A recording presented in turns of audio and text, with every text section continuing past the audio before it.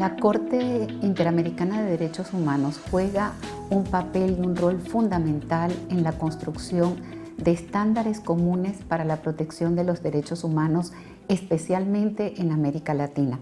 Ha sido una corte que a través de sus 40 años de actuación ha garantizado los derechos de los ciudadanos y las ciudadanas de esta región, que es la más desigual del mundo, y abarca un sinnúmero de espacios y ámbitos que son claves, como por ejemplo atender el problema de las desapariciones, el problema de la falta de independencia del Poder Judicial, el problema de los pueblos indígenas, de las mujeres, del feminicidio, de las personas privadas de libertad, por ejemplo.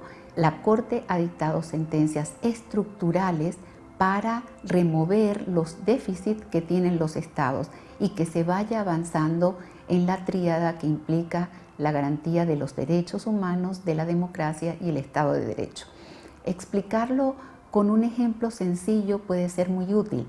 Las personas que acuden al sistema de justicia necesitan que sea una justicia independiente y que sea una justicia imparcial.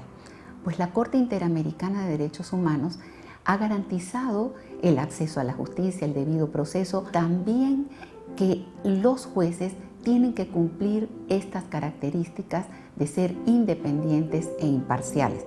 Y a través de sus decisiones implica que los estados tienen que garantizar que no haya injerencia en la justicia. En un continente plagado de violencia y de impunidad, esta labor de la Corte se concreta como la herramienta fundamental para dar pasos hacia la consolidación de la democracia.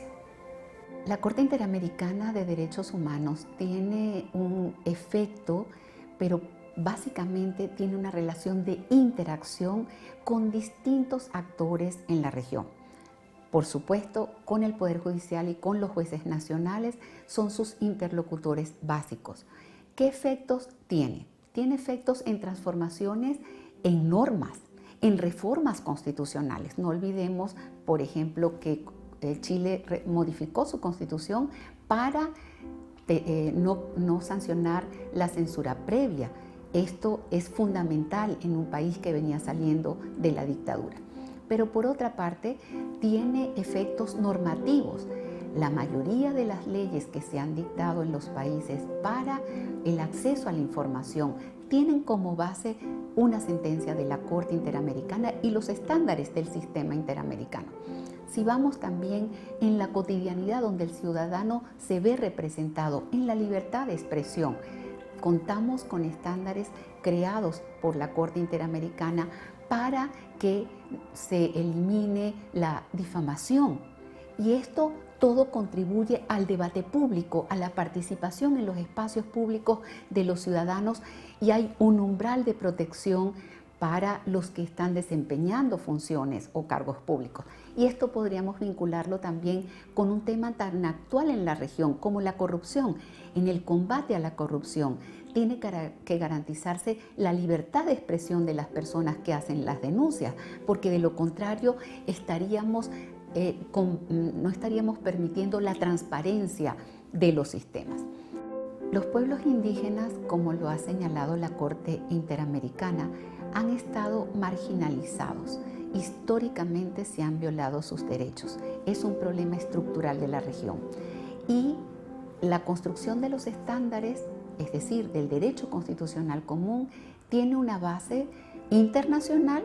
Por citar algunos ejemplos, el convenio 169 de la OIT, donde se regula el derecho a consultarles previamente cuando se vayan a hacer inversiones o se vaya a intervenir en sus territorios. También tiene estándares regionales con el concepto de propiedad colectiva, que es una innovación absoluta en el sistema interamericano, y esto ha sido recogido en constituciones nacionales, por citar dos ejemplos, Ecuador, Bolivia, donde ya se reconocen estos derechos de una manera explícita. ¿Y qué ha implicado esto?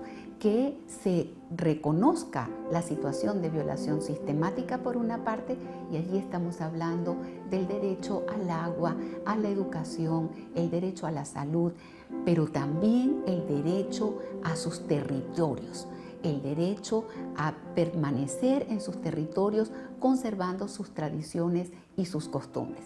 El Sistema Interamericano de Derechos Humanos, tanto la Comisión como la Corte, están enfrentando retos muy particulares y especialmente está generando en la región tensiones en cuanto a su legitimidad, hasta dónde deben llegar y cuál es el alcance.